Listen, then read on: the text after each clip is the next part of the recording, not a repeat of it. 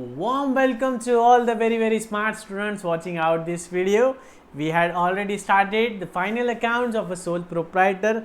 उसमें we have completed approximately 5 to 6 numericals. अभी तक हमने देखा ट्रेडिंग अकाउंट क्या होता है, प्रॉफिट एंड लॉस अकाउंट क्या होता है, और we have also seen some closing adjustment entries. Now let's check out the concept of balance sheet. Sir ये क्या कह रहे हो, बैलेंस शीट तो हमारे रगों में बसी है. Yes exactly guys, balance sheet हमने पहले भी कई बार बना चुकी है. If you are a commerce student then balance sheet तो आपको पता है कि बैलेंस शीट बनाने के बाद जब बैलेंस शीट टैली होती है वो उससे बड़ा कोई सुख नहीं, ब्रह्मांड में उससे ज़्यादा मज़ा कभी नहीं आता है. और वही अगर हमारी बैलेंस शीट टैली नहीं हो रही है तो एक ऐसी मतलब ऐसा खुद पे से विश्वास उठ जाता है, ऐसा लगता है यार ये क्या हो रहा है. जब तक बैलेंस शीट टैली नहीं होती है ना तब तक मज़ा नहीं आता है. तो बैलेंस शीट ये कंसेप्ट कॉमर्स स्टूडेंट्स के लिए कोई नया कंसेप्ट नहीं है. और in fact if you are a science student then also हमने इसके पहले कई टॉपिक्स में बैलेंस शीट क्या होता है समझ रखा है. बट स्टिल एक बार हमारे नोट्स में तो हम देख लेंगे बैलेंस शीट क्या होता है, और बैलेंस शीट पे 2 न्यूमेरिकल्स भी हम चेकआउट कर लेंगे. ओके तो सबसे बड़ी ध्यान में देने वाली बात है profit and loss account, trading account. ये क्या होते हैं? फॉर द पीरियड होते हैं, एक पर्टिकुलर ईयर के लिए होते हैं, है ना, फॉर द गिवन पीरियड होते हैं. लेकिन सर बैलेंस शीट जो होती है, बैलेंस शीट क्या होती है? As at particular date. क्या होती है balance sheet? As at particular date. As at लिखा होता है, एज एट 31 मार्च 2020 या एज एट 31 मार्च 2021. एक पर्टिकुलर डेट की बात की जा रही है. ऐसा क्यों? एज एट 31 मार्च 2021, ठीक है, या 2022. तो बैलेंस शीट जो स्टेटस बता रही है वो कब का बता रही है सर? इस डेट का बता रही है, ठीक है. अब हो सकता है 1 अप्रैल को हमने कुछ और सेल किया, हमने और भी सेल्स किया है. तो सेल्स किया है तो इसका मतलब क्या हुआ होगा सर? जो 31 मार्च की बैलेंस शीट में हमारे स्टॉक दिख रहा है ना, वो स्टॉक का वैल्यू कम हुआ होगा, है ना. तो स्टॉक का वैल्यू चेंज हुआ होगा, कैश में हमें पेमेंट मिला होगा तो कैश का वैल्यू बढ़ा होगा, कैश का अमाउंट बढ़ा होगा. तो इसका मतलब जो बैलेंस शीट है एज एट 31 मार्च 2021 मतलब इस पर्टिकुलर डेट का ही वो स्टेटस बता रही है, ठीक है. और बैलेंस शीट मतलब क्या था? बैलेंस शीट मतलब सर एक स्टेटमेंट है, स्टेटमेंट जो क्या बताता है? हमें हमारी पोजीशन बताता है. It's a positional statement. Position मतलब उस डेट पे, उस पर्टिकुलर डेट पे हमारे पास असेट कितनी है, लाइबिलिटीज़ कितनी है, और हमारा सर कैपिटल कितना है. असेट, लाइबिलिटीज़ एंड कैपिटल का हमारा स्टेटस बताता है. इसीलिए बैलेंस शीट को क्या कहते हैं सर? पोजिशनल स्टेटमेंट कहते हैं, पोजिशनल स्टेटमेंट. और ये एक पर्टिकुलर डेट का ही स्टेटस बताता है. ओके अच्छा, अब हमने लेक्चर नंबर 5, सदियों पुरानी बात है, लेक्चर नंबर 5 में हमने अकाउंटिंग इक्वेशन कंसेप्ट पढ़ा था, जो कि हमने लेक्चर नंबर 9 में कैपिटल एंड रेवेन्यू ट्रांजैक्शंस में फिर से रिपीट किया था. वो क्या है sir?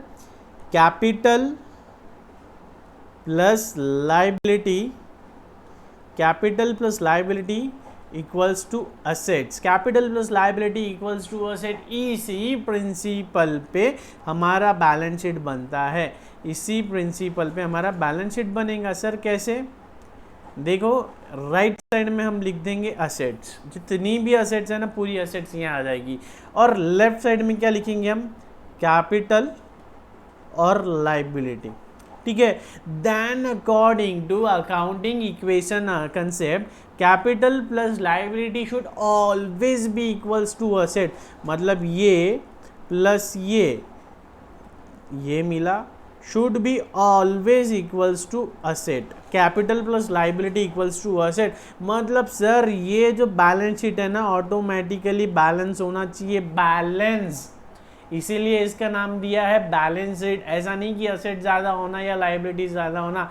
Asset should always be equal to capital plus liability. That's why it's named as balance sheet. That's why it's named as balance sheet. Okay ठीक है. सो ये बेसिक, अभी हम ज़्यादा डिटेल में नहीं जाएंगे. We are studying final accounts of sole proprietor. तो सोल प्रोप्राइटर की बैलेंस शीट ऐसी ही बनती है. ठीक है। लेटर ऑन जब हम इंटर में जाते हैं, फाइनल में जाते हैं, तो हम दूसरे शेड्यूल 3 शेड्यूल 6 की भी बैलेंस शीट देखेंगे, लेकिन as of now day to day life में यूज़ होने वाली बैलेंस शीट का फॉर्मेट यही है, और आने वाले इलस्ट्रेशंस में भी हम ऐसी ही बैलेंस शीट देखेंगे, ठीक है। तो थ्योरी में लिखा it is prepared at a particular date, जो कि रौनक सर ने बहुत अच्छे से बताया, ठीक है। अच्छा, अब बैलेंस शीट पहले बनाओ या प्रॉफिट एंड लॉस अकाउंट पहले बनाया जाए? बैलेंस शीट पहले बनाया जाए या profit and loss? Sir balance sheet में कैपिटल होता है, कैपिटल में नेट प्रॉफिट जोड़ा जाता है, तो बैलेंस शीट बनाने के लिए हमें नेट प्रॉफिट लगेगा। तो नेट प्रॉफिट कहाँ से आता है sir? Profit and loss account से। सो इट्स क्लियर कि पहले हम प्रॉफिट एंड लॉस अकाउंट बनाएंगे, after that we will prepare balance sheet. लेकिन सर प्रॉफिट एंड लॉस में भी हमें ग्रॉस प्रॉफिट लगता है, ग्रॉस प्रॉफिट कहाँ से आता है? ट्रेडिंग अकाउंट से आता है। तो first we will prepare trading account, then profit and loss account, then balance sheet, और ये तीनों मिलके बनता है हमारा फाइनल अकाउंट्स, ठीक है। Trading account, balance sheet, profit and loss account, cash flow statement. Day 1 of this topic, lecture number 94, day 1 हमने दिखाया था फाइनल अकाउंट्स में क्या क्या आता है, ठीक है। तो सर ट्रेडिंग अकाउंट है, प्रॉफिट एंड लॉस अकाउंट है, तो क्या बैलेंस शीट भी अकाउंट है?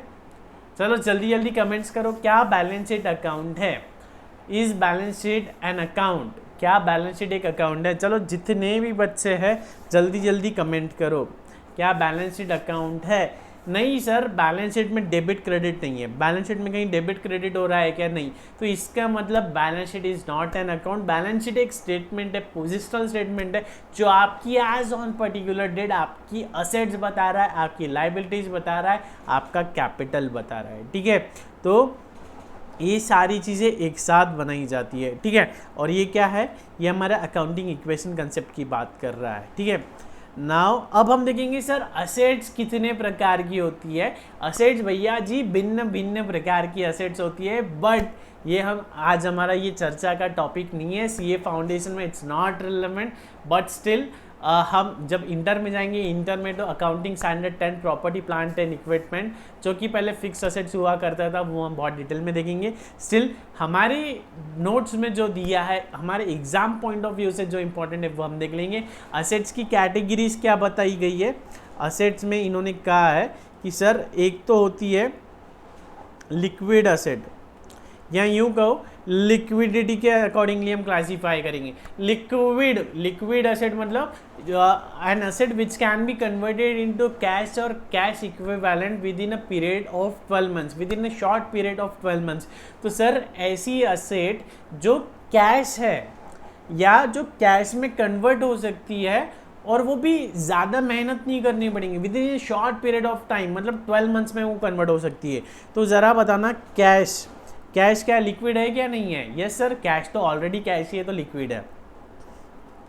शेयर्स है हमारे पास किसी कंपनी के ऑनलाइन डिमैट अकाउंट में, तो ये लिक्विड है क्या? यस सर, ये इन्वेस्टमेंट लिक्विड है, हम जब चाहे तब इसे बेच सकते हैं, ठीक है। हमारे पास स्टॉक है, स्टॉक को फिक्स्ड असेट का है या लिक्विड असेट का है, करंट असेट का है? देखो लिक्विडिटी के बेसिस पे दो कैटेगरी है, एक तो होगा सर फिक्स्ड असेट, दूसरा होगा सर करंट असेट, ठीक है। फिक्स्ड असेट मतलब ही सर नॉन करंट असेट, एक है सर करंट असेट और एक है non current asset,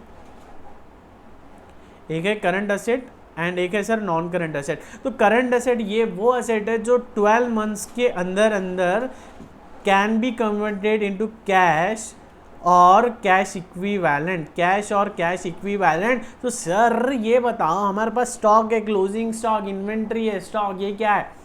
fixed asset. Non current में डालूं या करंट में? सर करंट में ये हम स्टॉक बेचेंगे तो हमारे पास रोकड़ा आएगा, स्टॉक हम सेल आउट करेंगे तो हमारे पास रोकड़ा आएगा, इसका मतलब सर ये करंट असेट है, it's an example of current asset, ठीक है।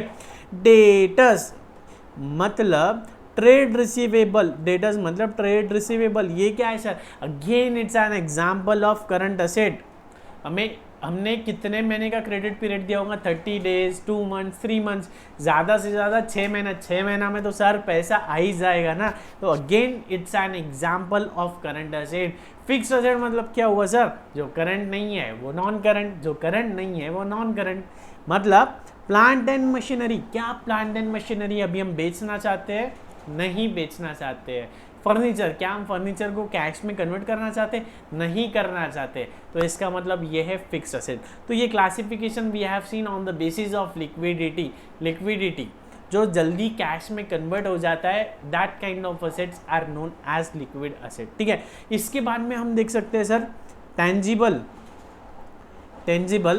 and intangible. We can also classify the asset as tangible assets and intangible asset. तो tangible asset मतलब जिसे हम देख सकते हैं, महसूस कर सकते हैं, जिसे ये रिमोट, ये कीबोर्ड, मेरा चश्मा, माई स्पेक्स, माई चश्मा, मेरा चश्मा, भैया जी मेरा चश्मा, माई स्पेक्स, पेंसिल, बुक, लैपटॉप, जो भी हमारे निगाहों से दिख रहा है साहब वो टेंजिबल है, और जो हमारे निगाहों से नहीं दिखता है, जिसे हम सिर्फ महसूस कर सकते हैं, उसे हम कहेंगे इंटेंजिबल। आपने पढ़ा है गुडविल। ठीक है, tangible and intangible assets. Okay, after that on the basis, अच्छा ठीक है, अब बैलेंस शीट ड्रॉ करने की दो मेथड्स है, समझ लीजिए। एक है लिक्विडिटी, के हिसाब से। अगर हम लिक्विडिटी के हिसाब से बना रहे तो जो चीज़ ज़्यादा लिक्विड है वो पहले लिखेंगे, और जो चीज़ नॉन करंट है, जो चीज़ इजीली कैश में कन्वर्ट नहीं होती, उसे बाद में लिखेंगे। तो जो हाईली लिक्विड है वो पहले, जो इलिक्विड है, जो नॉन करंट है वो बाद में। दूसरा on the basis of permanence, अगर हम परमानेंस के हिसाब से बनाएंगे तो जो नॉन करंट असेट्स है वो पहले लिखेंगे, और जो लिक्विड असेट है वो आखिरी में लिखेंगे। ठीक है, उसी तरह लाइबिलिटीज़ भी। ठीक है, जो लिक्विड है वो पहले लिखेंगे, जो फिक्स्ड है वो एकदम आखिरी में। और अगर परमानेंस की बेसिस पे निकाल रहा है तो जो फिक्स्ड है वो पहले, और जो हाईली लिक्विड है, जो शॉर्ट टर्म वाली है, जो करंट लाइबिलिटीज़ है, उसे बाद में। लाइबिलिटीज़ भी again current liabilities and non current liabilities. ठीक है, बिल्स पेएबल्स, ये तो करंट है ना सर, हमें आज नहीं तो कल, 1 महीने में, 2 महीने में तो बिल्स को पेमेंट करना ही है ना, हमें सर बिल्स का पेमेंट करना ही है। तो again liquid and on the basis of liquidity and permanence. Okay, great. Asset का क्लासिफिकेशन वही है sir, current asset, non current asset. Non current asset को लॉन्ग टर्म असेट्स कह दिया इन्होंने, टैंजिबल एंड इनटैंजिबल। लाइबिलिटीज में current liabilities and non current liabilities. Non current liabilities मतलब ही long term liabilities. Now let's check out the proforma balance sheet format of balance sheet liabilities. ठीक है, चलो asset देखेंगे। असेट में पहले क्या देख रहे हैं हम, लिक्विडिटी कंसेप्ट फॉलो कर सकते हैं या permanence. Generally we follow the permanence, मतलब जो फिक्स असेट होती है, जो नॉन करंट असेट्स होती है ना, वो हम पहले दिखाते हैं, जो नॉन करंट असेट्स होती है वो पहले दिखाते हैं। तो पहले आ गया टेंजिबल फिक्स असेट, उसमें land, building, plant, furniture, vehicle. ठीक है, फिर आ गया intangible, goodwill, patents, designs and brands. ठीक है, इन्वेस्टमेंट, लॉन्ग टर्म इन्वेस्टमेंट। अब सर इन्वेस्टमेंट दो तरह की हो सकती है, लॉन्ग टर्म जो कि हमने 3 साल, 4 साल, 5 साल के लिए इन्वेस्ट किया, या फिर शॉर्ट टर्म जो हम 6 महीने में, 8 महीने में सेल आउट कर देंगे। ठीक है, inventory, trade receivable, short term investment, prepayments, advances, bank balances, cash in hand. इसमें से कोई भी डाउट है मुझे व्हाट्सएप करो 9404855973। And once again I request you, आपने अगर मेरा कोई प्रोडक्ट परचेज किया है, चाहे आपने किसी एकेडमी से किया हो या किसी वेबसाइट से किया हो, आपने पेन ड्राइव किया हो या गूगल ड्राइव किया है, तो in order to get the extra benefits मतलब RTP का वीडियो, MTP का वीडियो, सजेस्टेड आंसर्स का वीडियो, और हमारे फाउंडेशन के अकाउंट्स की थ्योरी के चार्ट्स, ये 4 चीज़ अगर आपको चाहिए तो आपको आपका ऑर्डर आईडी और आपने कौन से वेबसाइट से मेरा प्रोडक्ट परचेस किया, ये आपको मुझे 9404855973 पे आपको ये मुझे व्हाट्सएप करना होगा। ठीक है, आपने इसके पहले भी अगर व्हाट्सएप किया होगा तो आई रिक्वेस्ट यू एक बार फिर व्हाट्सएप करिए। नया ग्रुप बनाया जा रहा है, नए चार्ट्स बनाए गए, नए RTP MTP के वीडियोस रिकॉर्ड किए गए हैं, और जो स्टूडेंट्स ऑर्डर आईडी सेंड कर रहे हैं उन्हें इनकी लिंक्स ऑलरेडी हमने प्रोवाइड कर दी है। ठीक है, okay, now let's check out the liability side. Liability side में आएगा कैपिटल में फिर हमें जो नेट प्रॉफिट हो रहा है वो इस साल का प्रॉफिट है, वो भी हमारा कैपिटल में बढ़ना चाहिए, तो ऐड प्रॉफिट्स। ठीक है, हमने ड्राइंग्स की है, कुछ विड्रॉ किया है तो लेस ड्राइंग्स। ठीक है, बाद में लोन्स क्या है, लाइबिलिटी है, कैसी, long term, short term loans भी हो सकते हैं, term loans, other loans, cash credit मतलब CC, overdraft, other loans, current liabilities में ट्रेड पेबल्स। ठीक है, ये एक सिर्फ फॉर्मेट प्रोफार्मा दिया है, बहुत सारी चीज़ें ऐड हो सकती है, बहुत सारी चीज़ें लेस हो सकती है।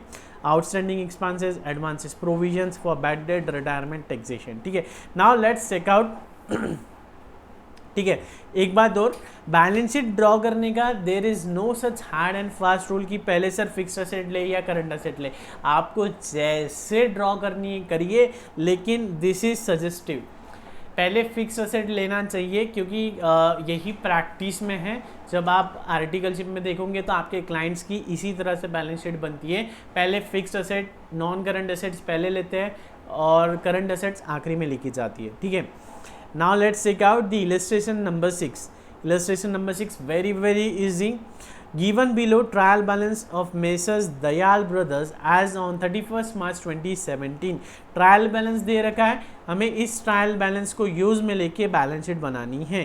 क्या है सर? कैपिटल अकाउंट है, लैंड एंड बिल्डिंग है, टर्म लोन है, लोन्स है, ट्रेड रिसीवेबल्स है, cash in hand, inventories, furniture, trade payable, advances, net profit, drawings. Prepare the balance sheet as on 31st March 2017। Trial balance है, we have to draw the balance sheet. इससे easy तो sir हमें 11th standard में पूछा जाता था।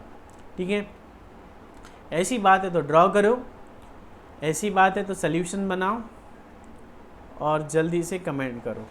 ठीक है, and guys if you are watching this video on YouTube, आप मुझे बताइए आपको कौन से टॉपिक पे या कौन से कंसेप्ट पे यूट्यूब पे कोई वीडियो चाहिए।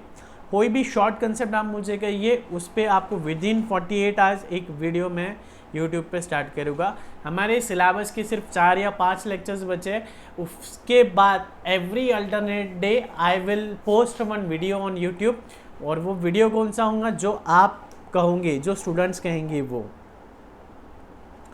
Solution messrs Dayal brothers.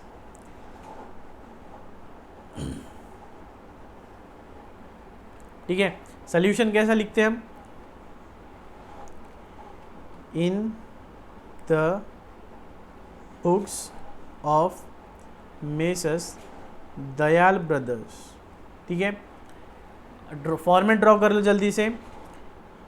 Balance sheet, ठीक है, as at 31st March, as at 31st March, as eight.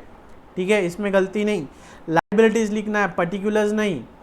Amount, assets, amount. ठीक है, चलो जल्दी से 7-8 लाइन्स का फॉर्मेट ड्रॉ कर लो। Come on fast, quickly, you should not wait for मी।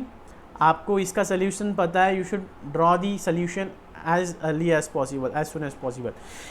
हमें एक we have to check one particulars and we have to post it accordingly. Let's check out. सबसे पहले it's shown capital. Capital कहाँ आएगा? Where we will record capital? Liability sides.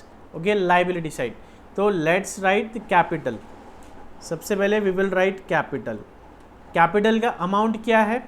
Capital it's showing 7 lakhs. But इसमें हम net profit add करेंगे, we will deduct the drawings, so it's better we write the capital figure in inner column. 7 lakhs, 7 lakhs। Okay, next land and building. Land and building what's it? It's a fixed asset, तो we will write land and building. Land and building we can directly write it in outward last column.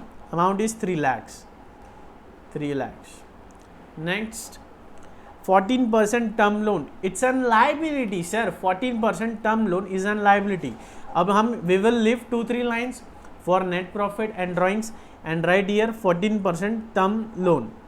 It's a long term loan. Okay, 14% term loan. It's a long term loan. That's why we are writing here. Amount is 4 lakhs. Amount is 4 lakhs. Next, loan from Messrs D and Company. Loan, okay, bracket D and Company, or we can write loan from Messrs D and Company. Amount is 4,60,000. 4,60,000. Anything difficult? No sir, it's quite easy and we can do it on our own. Trade receivable. Now trade receivable is an example of current asset. So we will write it somewhere after leaving 4-5 lines. Okay. If like furniture is again fixed asset, so we should leave few lines for fixed assets and non-current assets, and after leaving 4-5 lines we will write trade receivables. Okay, so trade receivables amount is 4,20,000. Trade receivable amount is 4,20,000. Okay, next, cash in hand, it's a liquid asset, current asset. Cash in hands amount is only 20,000. Okay, inventories, again it's an current asset. Inventories in trade, amount is 6 lakhs. So we will simply write inventories. We can simply write inventories and the amount is 6 lakhs. Inventories amount is 6 lakhs. Okay, so far so good. Sounds good? Yes. Furniture. Now the furniture is fixed asset, non-current. So we will write just below the land and building, furniture, and the amount is 2 lakhs. Amount is 2 lakhs. Trade payable, it's a liability. What kind of liability? Current liability, sir. So we will write trade payables. Current liability, we will write trade payables, and the amount is 40,000. Amount is 40,000. Okay, yes. Next, advances to suppliers. Advances to suppliers, we have given advances, we have paid to the supplier in advance, so it's an asset for us. So we can write it somewhere above the trade receivable, advances to suppliers. Can we write it here? Yes sir, obviously we can write it below inventories. Manner of presentation is a matter of choice. 1 lakh rupees. Advances to suppliers, only 1 lakh rupees. Okay. Next, net profit. Where we will record net profit, we will add to the capital. Add net profit. I have less space, that's why I am not drawing the inner column, but you should practically, if time permits, you should draw the inner column also. Okay, you should draw the inner column also. So the net profit is around 1 lakh. We will add 1 lakh. Okay, and drawings, we will deduct the drawings from the capital, less drawings, and as we are subtracting, as we are deducting, we are writing it in bracket. Okay, 7 lakh plus 1 lakh, 8 lakhs less 60,000, it's 7,40,000 in the outer column. Anything else? No, that's it sir. Then why the hell you are sitting? Tally it, get the total. What's the total? It's coming down to 16,40,000 liability side, and this side 6, 1, 7, 7, 11, 11, 20, 11, 40, 11, 14, 40, again 16,40,000. Isn't it simple? Copy it. Copy. It's very simple.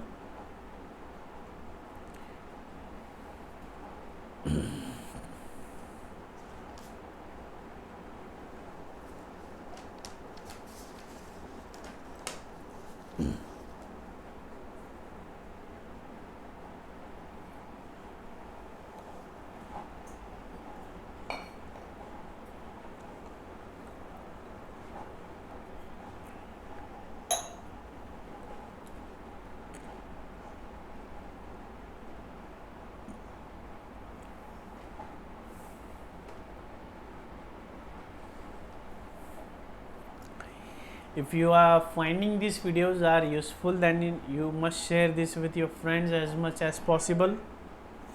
Okay, are you done with it? Okay, now let's check out the next example. This is quite important. Illustration number 7, the balance sheet of Thapar on 1st January 2017.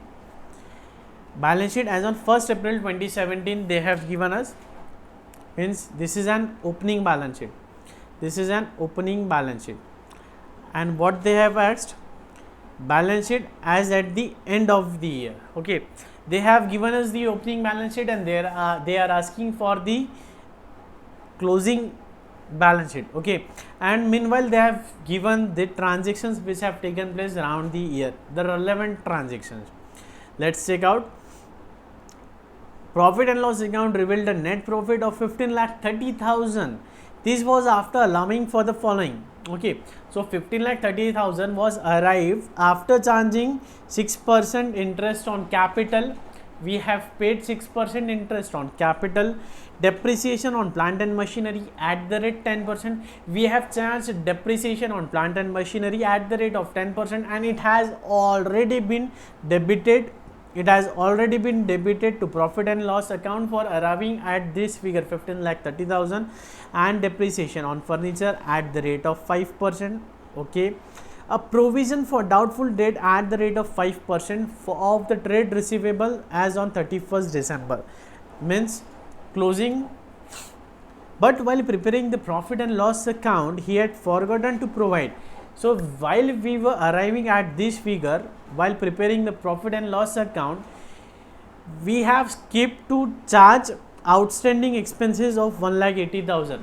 So logically it should be debited to the profit and loss account, but we haven't. But this person, Mr. Thapar has not debited this amount, and prepaid insurance to the expenses to the extent of 20,000. These two amounts have been skipped by Mr. Thapar. Okay. Now next, his current assets and liabilities on 31st December 2017 were inventories 14,50,000, trade receivables 20 lakhs, cash at bank 10,35,000, trade payable 11,40,000. Simple. During the year he withdrew drawings 6 lakhs. Okay. Draw up the balance sheet as at 31st December, that is at the year end. So it's quite simple. First we have to draw the rectified profit and loss ka figure, net profit ka figure. This figure is not correct, we have to adjust it for these two figures, and after that we will arrive at the correct figure and we can draw balance sheet. Okay, so first of all we will draw the profit and loss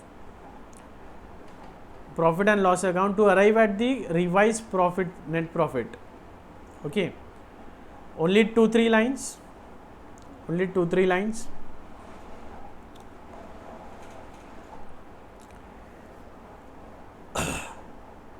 Profit and loss account revised.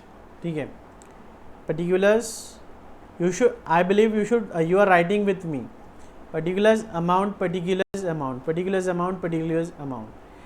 So the balance which is given, net profit which is shown in the given in the question is 15,30,000. So 15,30,000.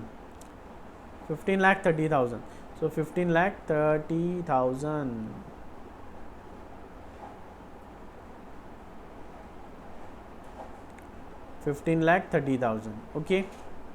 Now prepaid insurance to the extent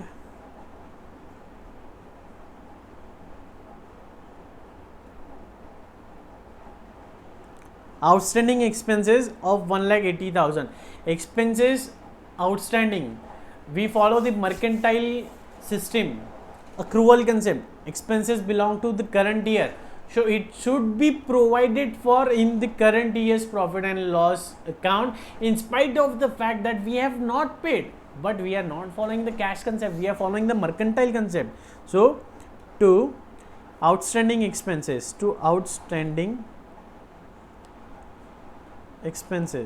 how much? 1,80,000. Next,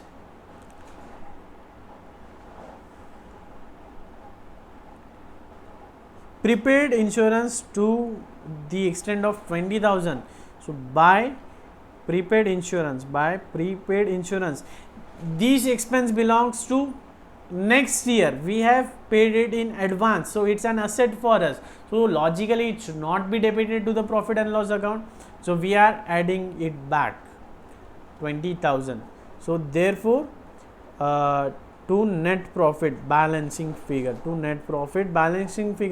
comes down to 13,70,000. 13,70,000.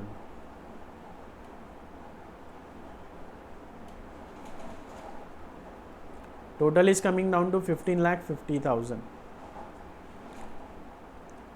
Is it clear? Simple it is. So far so good. समझ में आ रहा है? Great. Now we will draw the main answer, that is the balance sheet. Main answer, that is balance sheet. Roughly more than half page.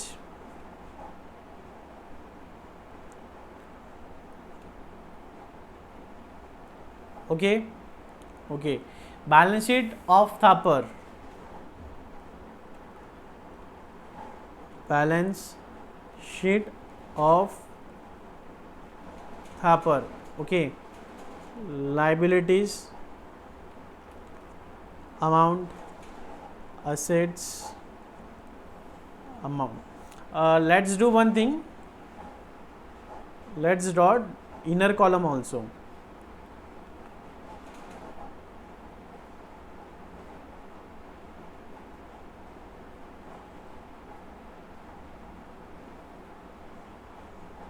Okay.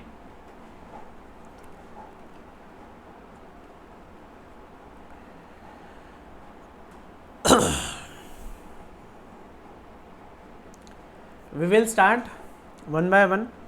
Trade payable, but this is opening, so it's not relevant for us. Expenses payable, again this is not relevant. Capital 50 lakhs, so we will write in the inner column capital 50 lakhs.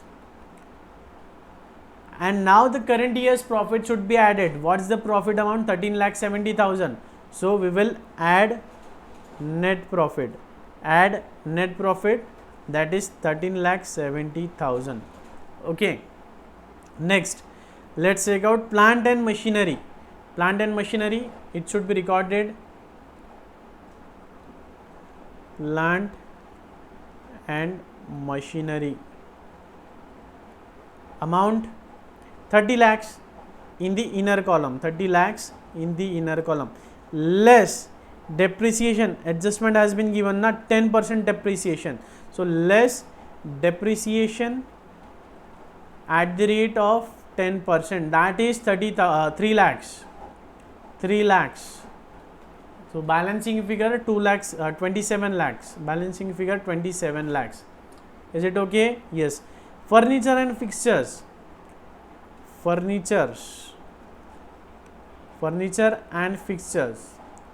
Amount is only 3 lakhs. And is the depreciation chargeable? 5%, sir. Depreciation at the rate of 5%. So less depreciation. No need of calculator for this. How, sir? At the rate of 5%. What would be the 10%? 3 lakhs ka 10%, 30,000. They are saying 5%. So 30 ka half, 15,000. So you should be quick. So 2,85,000. So far so good. Yes. Trade receivables. Opening ka hai, so we will not record this. Cash no need. Inventories no need, because these figures are given here. Okay. Now interest on capital at the rate of 6%. Interest on capital. We are giving interest on capital. So the capital balance will increase. Okay. They have not told ki we have actually paid the interest. So we will add interest on capital. At the rate of 6%. So 6 5s are 30. So 50 lakhs into 6%. So it comes down to 3 lakhs. Again it will be added. Okay. Next, depreciation we have already given. A provision for doubtful debts at the rate of 5% of the trade receivable as of 31st December. And the figure of trade receivable is 20 lakhs. Trade receivable, the amount is 20 lakhs. Where we will record?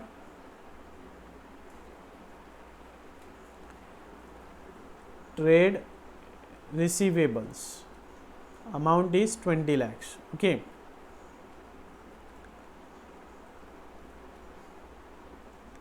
now we will less provision, and the provision is of 5%, मतलब 1 लाख का we will provide provision, तो 20 lakh minus 1 lakh, so 19 lakh in the outer column, 19 lakhs in the outer column. Okay, now this we have already done. अब बचता क्या है? Inventories 14,50,000, inventories 14,50,000, inventories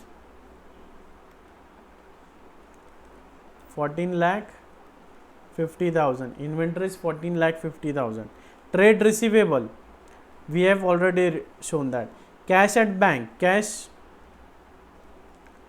at bank amount is 10,35,000, so 10,35,000. Okay, trade payable 11,40,000, trade payables 11,40,000, directly in the outer column 11,40,000, and the drawings are 6 lakhs, less drawings, how much? 6 lakhs. Okay, the final is coming 60,70,000, 60,70,000. So far so good. Is it the complete answer? No. Most important, hidden adjustment. What are the hidden adjustment? These two things. We have used these two figures in profit and loss account. अब ये जो है भैया outstanding expense liability है sir, balance sheet में दिखना चाहिए, तो दिखा दो आउटस्टैंडिंग एक्सपेंसेस कितना? 1,80,000, 1,80,000. प्रीपेड इंश्योरेंस असेट है सर, बैलेंस शीट में दिखाएंगे, दिखा दो. प्रीपेड इंश्योरेंस असेट है सर, बैलेंस शीट में दिखाएंगे 20,000. ठीक है, आप ये यहाँ लास्ट में भी लिख सकते हो. ठीक है, अब टैली करके देखो, टैली हो रहा है क्या? टैली करके देखो, टोटल लो, take the total and close the answer. चलो जल्दी कॉपी कर लो.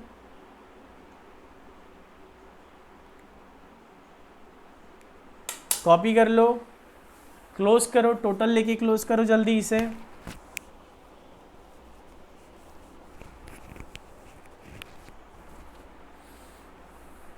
कॉपी,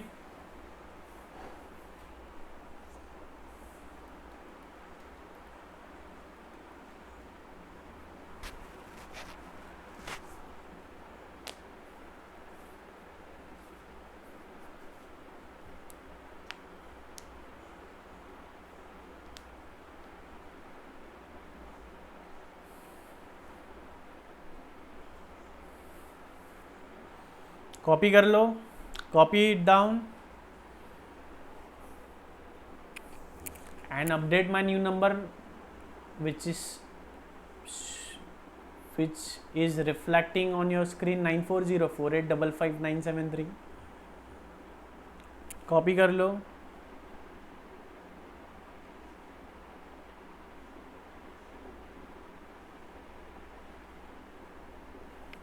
सिंपल है एकदम.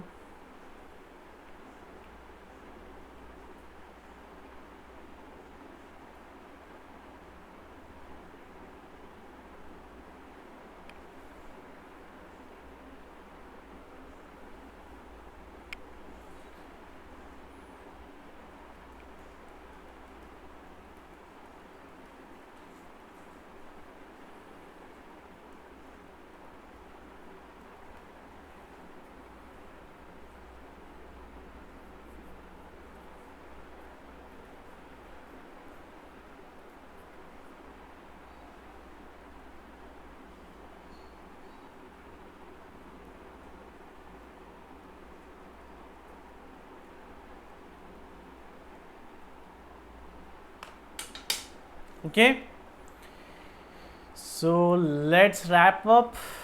So here I am, Ronak Agarwal, signing off. Take care, love you all, bye bye. पढ़ते रहो, हंसते रहो, मुस्कुराते